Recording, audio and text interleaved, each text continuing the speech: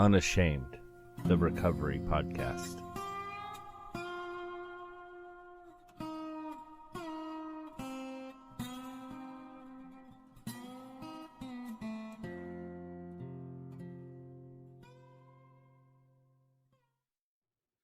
And hello, recovery family, and welcome to another episode of the Unashamed Recovery Podcast with Josh and Drew.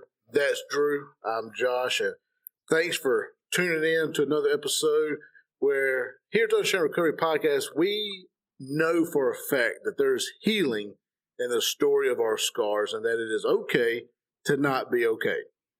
It is our sole mission to break the shame and stigma of addiction by sharing real stories of real people and real recovery and real sobriety. And, and sometimes we're not sharing stories of real people and real recovery. Sometimes we're just going to be spitting off some recovery topics like today. Today's episode, we're going to be talking about, drum roll, how to stay in recovery. More importantly, how to stay sober. A couple episodes ago, we talked about how to resist temptation. That's a key effort, but we're going to talk about mainly how to stay in recovery. And the main point in doing that is how. Now, you may be like, yeah, how? It's an acronym. It is an acronym. So the acronym basically stands for, number one, for H, you got to be honest. I think a lot of times that we go through that denial stage when we're going through the 12 steps. So we go through the denial. We finally admit to ourselves, hey, look, I have an addiction, I have an issue. But even when we get past that, when we start the recovery thing, when we start this whole journey, we still sink back into denial on some things about our behavior or about the way we love others, how kind we are, if we're not kind, if we're still selfish, if we still have some lingering hang-ups and habits that, I know for me, going through recovery, through this entire time, and I'm in year 4 now, and I know that sometimes I still have to check myself, but I still have to, but, in checking yourself, you have to be honest. And then you got that goes for openness. I think it's best to be as open as possible. We're going to dig into this a little bit more, a little deeper, but you have to be open. You have to be open to the idea of, hey, I'm still not where I need to be. We stop using, we stop drinking, we stop watching porn, or we stop, whatever the addiction may be, we stop that. And so we're living a sober life, but are we actually trying to recover every bit of ourselves? Yeah. And we have to be open enough to say, hey, look, I still have major issues. Yeah. But then that goes into the last part, which is going to be willingness. I think we have to be willing to make the changes. We have to be willing to see ourselves just as we are. Yeah. We have to be willing to live a life that says, I'm not perfect. There's no way I'm going to be perfect. Yes, I've made mistakes, but I'm not those mistakes. Yeah. And I also think that goes back to being willingness to kind of hold that mirror and look at yourself. Yeah. And take that honest view. Right. I'm doing that self-reflection and looking at myself honestly. So, there's a lot to unpack here among honesty, openness, and willingness, and we're going to go ahead and we're going to dive into that. And let's talk about honesty. The first, if you're familiar with a 12-step program, then your first step is going to be coming out of denial. Now, honesty takes a huge part of that. But let's talk about for somebody who may have already got past that. You may be already, you may be a 12-stepper. You may be one of the old timers. You still have to take an honest look. Yeah. Because our journey doesn't stop. Because it's a journey. It's still going. We're continuing on that journey. And, it's not going to be just that one thing. Once like for me, whenever I got into recovery, mine was for a porn and sex addiction. I got into recovery, worked the steps, and I did the step studies, and I got to the root issue of that. But what I found out is when I got to the root issue of it, up under that porn and sex addiction was underlying causes, and then I had to work on those. And so then we got to be honest about that. Right. It's ongoing. It's an ongoing inventory of being honest so that we can continue to work on the things that are causing us to bog down. What do you think about that? So, I mean, I know for me, going into it, finally going to rehab and being honest about, hey, if you've heard my story, I had to be honest with my dad even to be able to get there, and had to be honest with myself even to be able to get there. Like I always told myself, I don't have that big of a problem and all that kind of stuff. So even after I've made that great leap, I still realized that I had so much other stuff, but I wasn't really ready to be honest about it because I kept saying, I'm doing this recovery thing. I'm doing great at it, because I just wasn't using, but I was still mean. I still had my anger issue. I still had, I was still manipulative because, manipulation, what is it? Action without words is manipulation. So I'd still do that. Those habits, I still had those addict-like tendencies, but until I finally said to myself, and actually it wasn't just me saying it to myself, having to listen to other people, but that's being open, I had to be honest enough to say, hey, look, I still have junk. I still have quicksand, and when I say quicksand's when you make that step and then all of a sudden you see yourself sinking again. Or when you make a choice or a decision and you're not really honest inside of your head when you're trying to make these decisions, when you're not honest enough to say, all right, so where is this going to lead? You have to take time and process this. Because I know as an addict, a drug addict, as a former drug addict, like impulse, I had a ton of impulse behavior. And I did not understand why I was being drugged down so much. It was because I wasn't ready to be honest about the impulse behavior. I was ready to say, it's not that bad. Everybody everybody's making these decisions. But that's the same thing I did to myself whenever I was using. Hey, it's not that bad. Everybody's, over here using this or doing this. All my friends were, and I wasn't minimizing it. Yeah, and it was a bigger issue because I was very selfish. Even being in recovery, I was still selfish, very much so in those first 18 months. Man, you couldn't have told me anything. It was just like, I got this. I wasn't really being honest because I did not have it. Still don't got it. I'm a work in progress, just like anybody else. And that's the honesty. Yeah, that's that taking that honest view. And that kind of moves us on into openness. What does openness look like? So openness to me looks like something that I picture it as a book. You take a journal. Mm-hmm. You have to open it to be able to write in it, right? So to get to the new page, you have to open it, turn the page. And to me, I feel like I have to be an open book. Always something. There always has to be something ready to be written down. You know what I mean? Like there always has to be the next sentence, but the only way I can ever get to that next sentence is being open to what, not only I'm telling myself or what other people are telling me, but, your recovery community, you know what I mean? You got people all over the place that see certain actions and behaviors. And if you're not open to hear what they have to say, if your ears aren't open, if your mouth is constantly open, your ears never are, then what are you learning? What are you learning to progress? Because I feel like even to progress, to move to the next step, to move to the next page, so to speak, you have to be able to be open and let people, not just other people, but yourself, write new chapters for you. You know what I mean?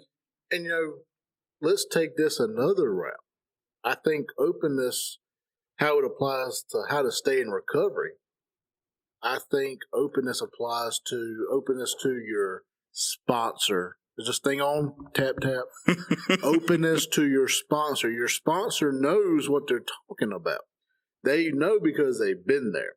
And, your sponsor sees certain signs or they see certain red flags popping up, and they're going to kind of call you out on your bull. And you've got to be open to that and not kind of put up a wall and kind of block yourself off from your sponsor. Yeah. I know it. That's a common area that I see in a lot of newcomers. Kind of like what you just were talking about. Right. 18 months in yeah, you could not tell me anything. I am a recovery veteran. I had my 18-month chip. You can't tell me nothing. Oh man, Yeah. I thought I was a guru. You know what I mean? I was like, I got this. I'm a recovery guru. You can't tell me anything. You know, but then that wall hits you. You know what I mean? Like you get this pink cloud effect, and most people that are in, have ever been to an NA meeting, AA meeting, or even Celebrate Recovery. If you've been to those meetings, you know that euphoria you get. Then all of a sudden here comes the wall. But what's the wall? The wall is you not wanting to be open anymore or honest anymore. You're telling yourself, hey man, I'm a guru. I got this. I can't tell you how, in the first 18 months, after counseling so many people on talking to them or coaching them through their recovery process, the number one thing that I see is 18 months in, you think you've got it. Next thing you know, boom, where you at? Relapse. Because you're not being honest with yourself anymore about what your decisions are leading. Like I was just saying, you're not being open to hear, hey, look, you're kind of wrong here. You know what I mean? We shut people down. We shut people off. We even shut ourselves off when we have the right side of our brain telling us what to do. We shut that off. We're not open to it anymore. It happens. We're not open to change. That's the number one thing. I think that openness really kind of is, you have to be open to the change. Change, man, because that's a lot of change in a very short period of time. You know what I mean? Like you're doing this for a lot of people within the first 28 days, 28 to 30 days. You're making these major changes, which, I mean, even if it's small, but it's still major to your lifestyle. And let's talk about that. Yeah. Let's talk about openness to small change. Oh, man. Because I'm just going to go ahead and tell you, your recovery journey is not going to look like somebody else's journey. And the progress that you see somebody else making is not going to look like your progress. No. And somebody else's changes is not going to look like your changes. So while other people are having big, significant change that is visible and you can see it, what happens when ourself is going through small change or maybe no change? Well, right. I'm not going to say no change because there's always change. There's always change. It's always change. But what happens when it's small change? We still got to be open to accepting, hey, while this may be a small change, while this may be a small victory, I'm still not that person who I was 28 days ago. Right. Who I was 60 days ago. The change is there, and we got to be open to accepting that small change, because in recovery, what I found out is you've got to celebrate the victories. No matter how small they are, you've got to celebrate them to keep the pace going forward. Right. And that's what you got to do with change. You got to accept that change. No matter how big, how small, accept it, own it, and be open to it. Right. So the thing for me is, I'm going to use an analogy here. So we recently purchased a chameleon. Okay. All right. So this chameleon, it sheds its skin, right? Okay. But that means this thing, for every time that it's starting to do this, it has a process every month to where it sheds its skin, but it's evolving. It's constantly evolving. And I think once we stop letting ourselves evolve in these changes, that's what these changes are. Is your human natural ability to shed the skin, to evolve, to grow. That's what these small changes are, But we if you're not open to that, guess where you're going to stay? You're going to stay stuck in the old skin, and then guess what? It's gonna itch. It's gonna hurt. It's gonna be it's gonna be one of those things where if you're not open to evolving, you're decaying. Yeah, you know what I'm saying? And to add into this, of what you're just talking about, I read this thing about the lobster. Oh, yeah. So lobster is a soft, mushy animal that lives inside a very rigid shell. That shell does not move. It does not constrict. It doesn't give any. And what happens is when that lobster gets too big for it, it will cast off that shell. Yeah. And then it will find, they either find a new one or they grow a new one. I think they find a new one, and I think they grow them. Well, not hermit crabs. Whatever the case may be, they will get a new shell.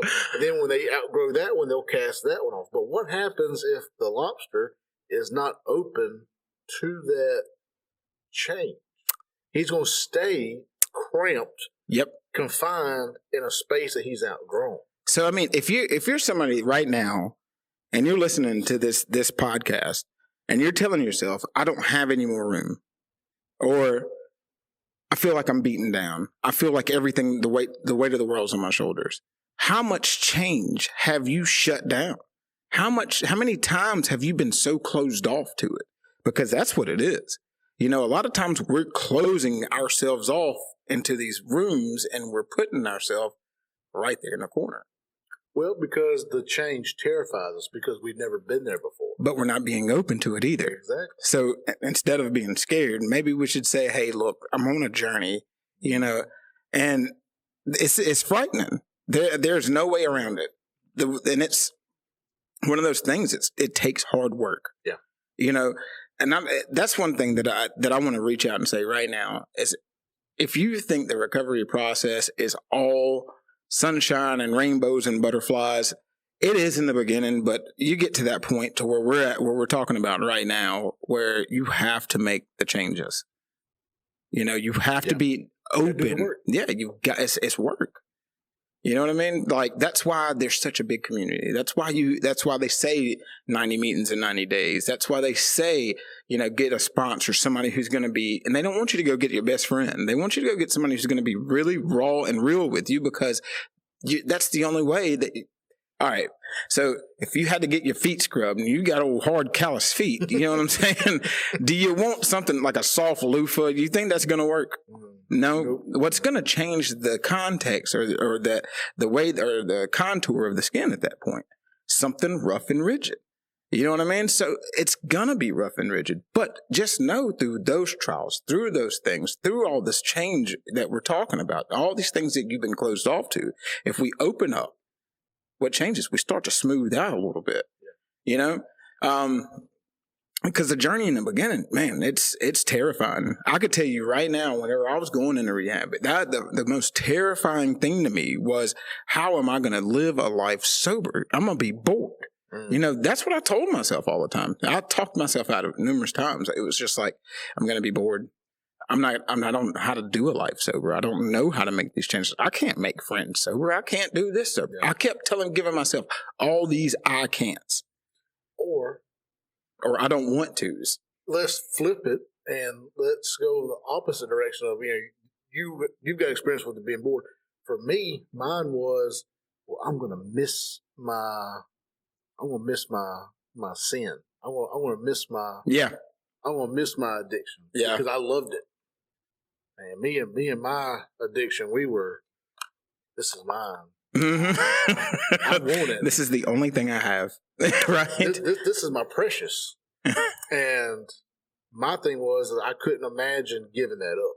Yeah. And living a life without it. Yeah, I could see that. Yeah. So. But how did you do it, though?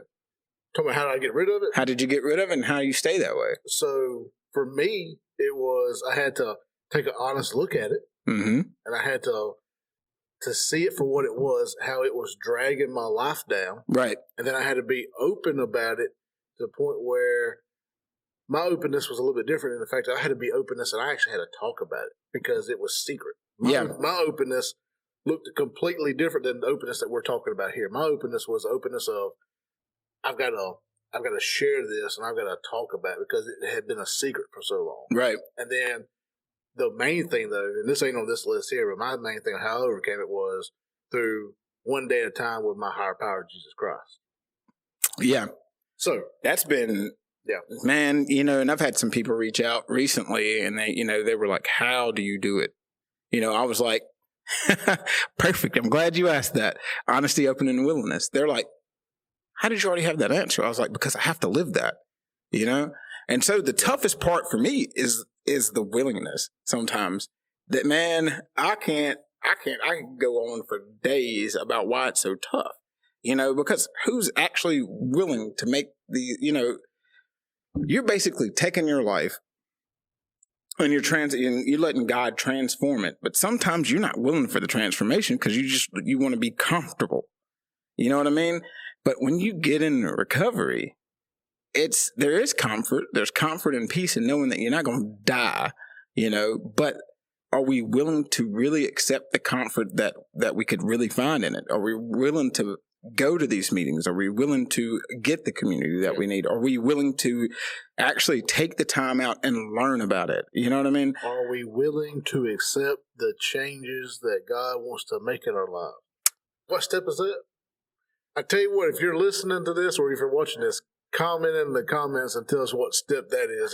If you're good on sober recovery, that's a little. Here's a test question. Yeah. Pop quiz, everybody. Let us know. Maybe this ain't so much of a test as we're actually wanting to know ourselves. Is that you want to know? Well, I mean, I know, but I'm having a COVID brain at the moment. I can't remember for the life of me because I'm trying to think of it. But yeah, like it's got to be step 3, I think. No, I think it's got to be like 8 or 9. I think. Yeah, anyway, it is. Anyway, it's on down the list. Regardless, but that's all. We have to be willing to accept that change. But we also have to be willing to let the things fall off of us. Ooh, most definitely. How many times do we say okay, so imagine like we have an empty bottle, right? And we take this empty bottle and we look at it and we're like, all right, I got some water in there, so I'm going to hang on to just this little bit, because we're not willing to let it go. Why aren't we willing to let it go? What's so good about what's in here that we're not ready to let it go to get something else? You know what I'm saying? So it's, and that's the tough part. Well, is, just like we were talking about on the last episode, the pruning process. We were talking about how difficult it is, or sometimes, whenever we think we're being attacked by God, God does not attack you. He does not give you anything. He's not an evil God. I think everybody looks at God the smiter and he doesn't punish. No, he's not punishing you. He's literally trying to give you room to grow. But, we're not willing to accept the growth because we're not willing to let go of the things that we hold on so dear that are still harming us, whether it be the person, the boyfriend, or the job, the car that won't work, or, whatever the case may be. You know what I mean? Like the phone's a big one for a lot of people, like I think half the time I'm sitting here like this stuck. You know what I mean? Instead of actually, being willing to say, hey, I need to put that down and I need to go be a human being for a little while. You know what I'm saying? Yeah. How about this? Yeah. How about willing to let go of the chains that's already been taken off of? Sometimes. Oh man, how many times do you grab recovery? The chains have actually, the key's been put in the chain and has been unlocked, but we're still holding on to those chains. Sometimes in recovery, we got to accept the freedom. Yeah. We have to be willing to accept that, gosh, I wish I could remember it now, but I can't. It's, walking in freedom and owning your freedom are two different things. Very much so. And so many times in recovery, we want to be free, and then we work the steps and we get free, but we're not walking in it. We find peace in the comfort of chaos. Isn't that nuts? That's still that insane thinking. We find peace in the comfort of chaos, so we don't let the chaos go. It would be so much easier.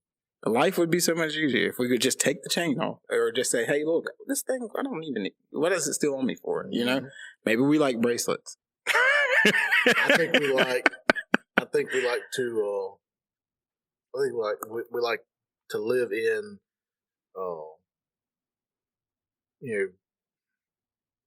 I think we like to punish ourselves. Yeah.